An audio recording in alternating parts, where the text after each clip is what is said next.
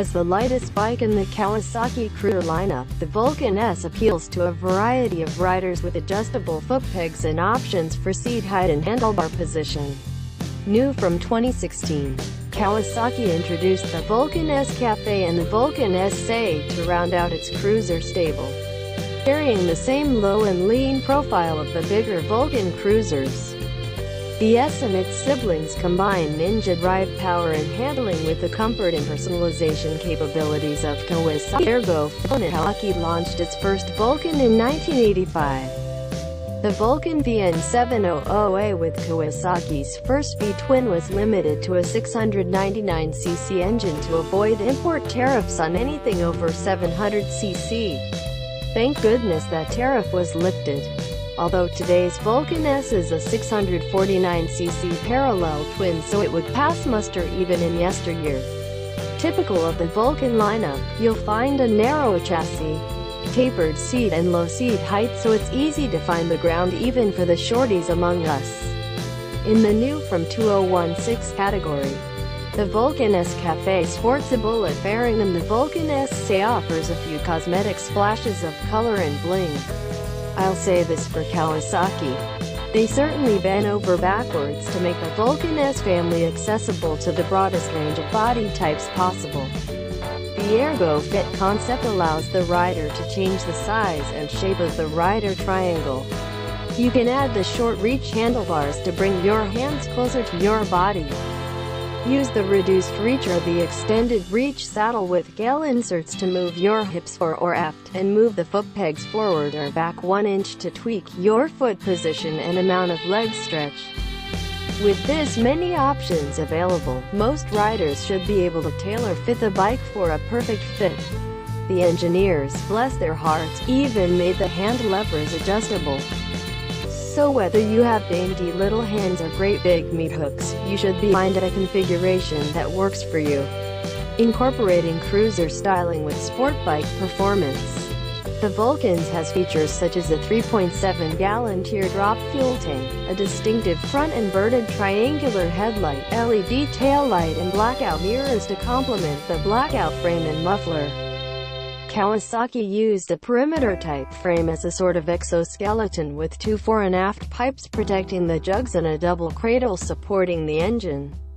The tubular steel frame sports a narrow subframe and seat rails, which keeps the rear end as skinny as the rest of the bike. A design feature that makes for easy ground access for ride shorter inseams. The steering head is set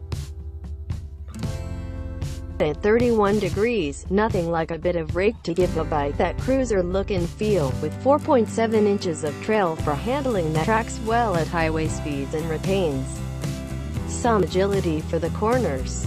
Old-fashioned, right-side-up forks support the front end with 5.1 inches of travel, and a coil-over monoshock tucked away under the rider's right thigh floats the rear on 3.15 inches of travel. The rear shocks also come with a 7-position, spring preload adjustment so you can dial in for your weight and preferred stiffness.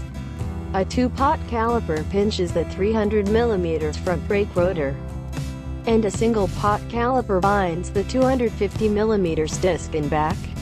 You can get the Vulcan S model with or without ABS, but the special edition, SA, and Cafe Racer come with ABS as standard equipment.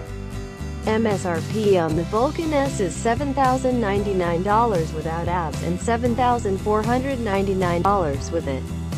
The SA goes for $7,699 and the Cafe will run you $8,099. Well, I'm not digging the new paint choices as much this year. Color is at the bottom of the priority list much of the time. Kawasaki covers your Vulcan with a 12-month limited warranty, and you have the option of picking up additional coverage through Kawasaki Protection Plus for 12, 24, 36, or 48 months. Since the Vulcan S range is obviously meant to compete in the US market, I came to a quandary when selecting a worthy competitor. Do I go with another import geared toward the American crowd, or pick a bona fide domestic brand? Though the Shadow Phantom from Honda was a tempting foe, I decided to go the domestic route with the Harley Street 750. First off, the price range was right. The Street falls into the entry-level range at $7,549 in vivid black and $7,844 in the optional custom colors, right alongside the Vulcan S non-abs at $7,099, Vulcan S abs at $7,499. Special edition abs at $7,699 and the Cafe Racer at $8,099. Looks-wise they are comparable, too.